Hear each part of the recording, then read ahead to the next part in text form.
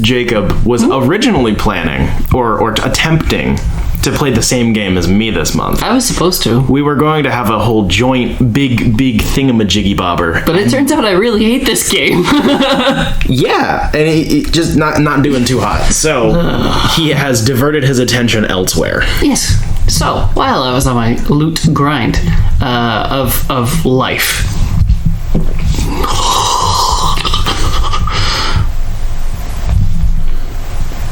I was stuck in a hotel room a lot, and I was facing my Switch wondering what I was going to do. So, here's what I did.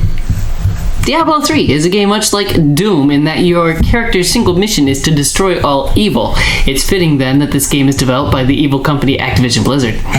Originally released in 2012 for PC, it was soon released on PS3 and the Xbox 360 in 2013, PlayStation 4 and Xbox One in 2014, and finally the Switch in 2018. The story is placed 20 years after the happenings of Diablo 2. Deckard Cain is quickly killed off, leaving his niece Leah and eventually her mom in his place to say ambiguous weird things about the story. A star falls from the sky, but it turns out to be an angel that didn't want to be an angel anymore. There's a black rock that could be what defeats the power of hell if the souls of the lords of hell could be captured and put into the rock, but there's lots of people talking at me during the story that say maybe it isn't a good idea to put so many of hell's royalty into one rock. To be honest, the story almost always feels like it's just there for set dressing. We're getting tired of the dark green forested area. Let's say something with a couple characters and suddenly be in a bright desert setting. Some characters are bad, so when they surprise you and say, actually, hail Satan, ha ha ha, it felt like it should have meant more, but I barely shrugged because I knew it was just going to be another boss battle. The edition I have came bundled with the Reaper of Souls DLC, which adds a 5th act to the story, as well as another playable class and a bunch of other cool things. I had forgotten that the end of the DLC literally says, "Oh no, Diablo is freed again. Thanks for playing." Like, that's how it ends. I can pull it up for you. It's so funny. It is comical how quickly it ends and how shamelessly they opened themselves up for another game. For visuals, this playthrough I did on my Switch, but always on the home dock, not as a portable. I meant to change that yesterday and for Gore, because I was trying to finish Callisto Protocol so that I could not cover Diablo 3 and make you change the thumbnail yet again, but it didn't work out. The beautiful cinematics at the beginning of each act were chopped down in visual quality. They would often look blocky as things moved across the screen. The only caveat could be I was playing on a hotel TV, so it could have been the TV itself. I'm not quite sure.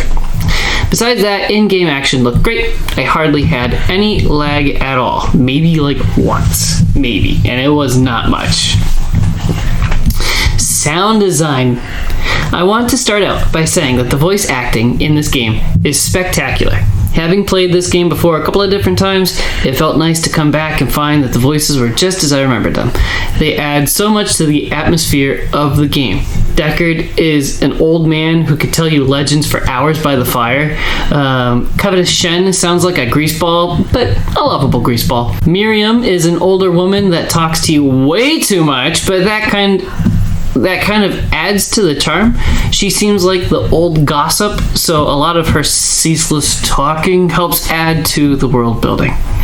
But that brings me to one of the problems I have with this game. If you really care about the story, you should travel back to town often and check to see if any of the NPCs have that magical blue asterisk over their head.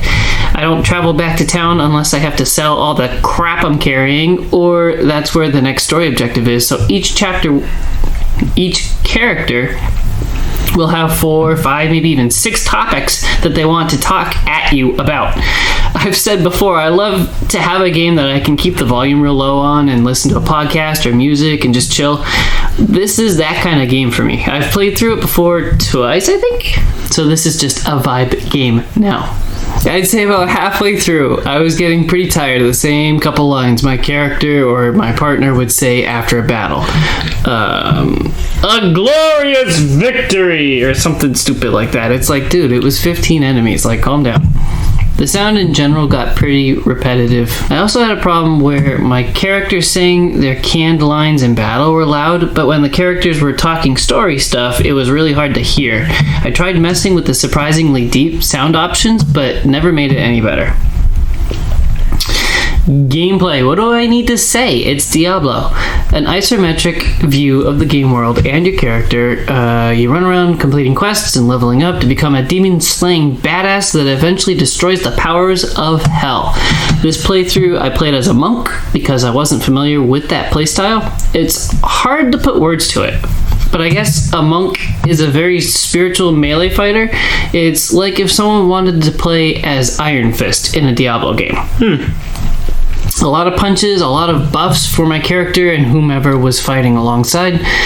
There are some crazy abilities. I think there was one called a Punch of 1,000 Fists or something like that, where my character would zoom around in a flurry and deal a lot of damage in a short time in a small bubble. Previous playthroughs, I've played as a necromancer, which I remember being very fun, and a wizard. And I think there's one more, but I don't remember. Enemies vary from beasts to tree monsters, ghosts to shadow demons.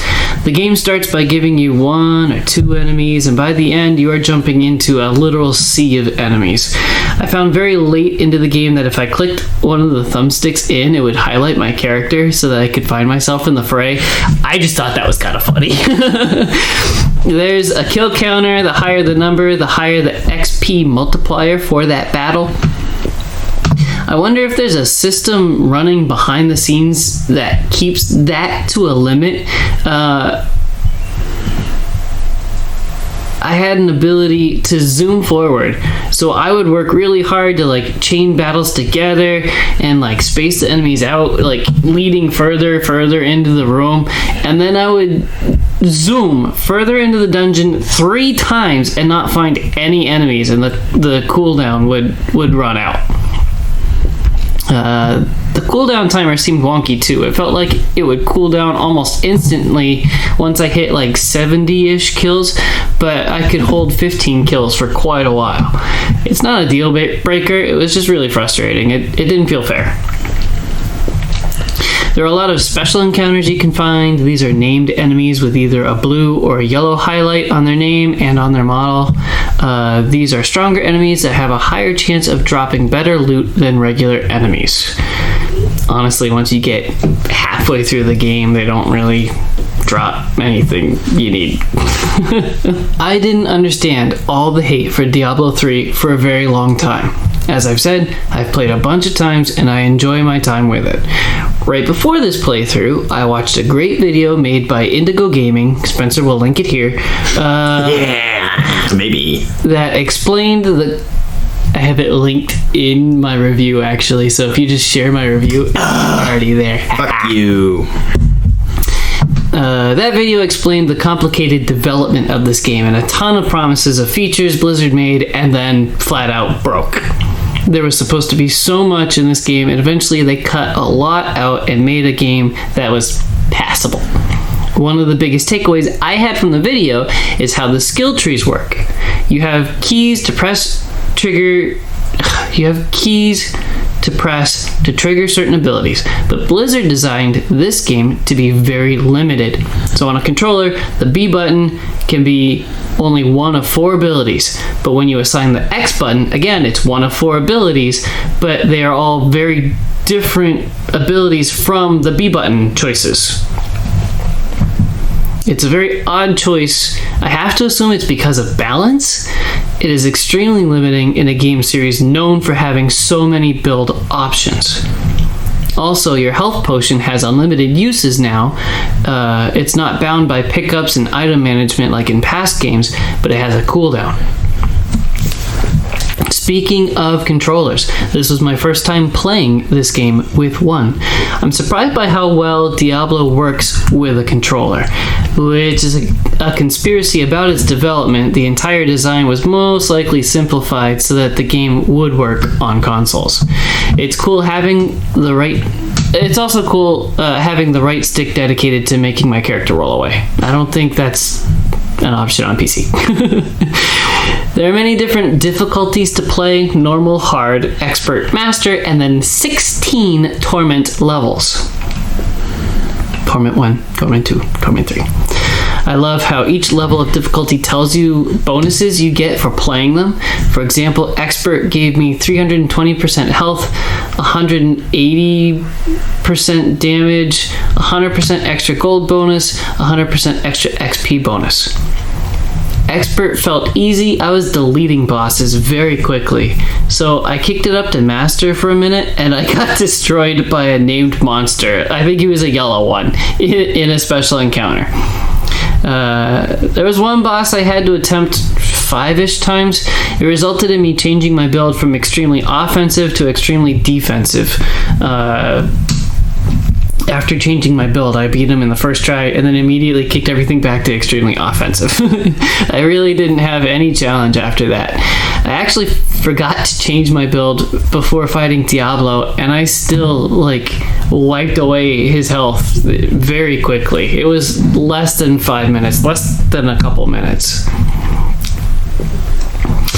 So in closing, I won't go so far as to say that this is a comfort game, but it's nice having something quick and easy to grind loot in and just veg listening to a podcast. This playthrough probably lasted me 8 hours-ish, split up over 3 or 4 days. I'll probably leave it downloaded on my Switch in case I want to play as a different character, but I really don't want to go through the story again for a while. There's just nothing interesting about it, especially after hearing it several times now. Fair.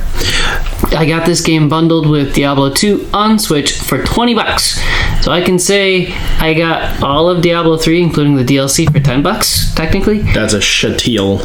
That's a pretty good deal. I really can't say that's a bad price, but there are some caveats. There are better Diablo-like games than Diablo 3.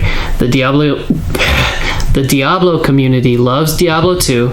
I have yet to have a character not get deleted somehow. I've tried twice. I personally love Grim Dawn, but even Path of Exile is free, and there's so much to it. It almost feels like jumping into an MMO. There's just so much going on. It overwhelms me trying to understand how much progression is available. But also, it's nice having a portable Diablo that isn't an app that's actually just a money-sucking machine created by a company run by the powers of hell. Oddly specific scenario for you to just drop like that. Immortal is bad. I don't even know what you're talking about. That's not a real game. What? That never happened. Right.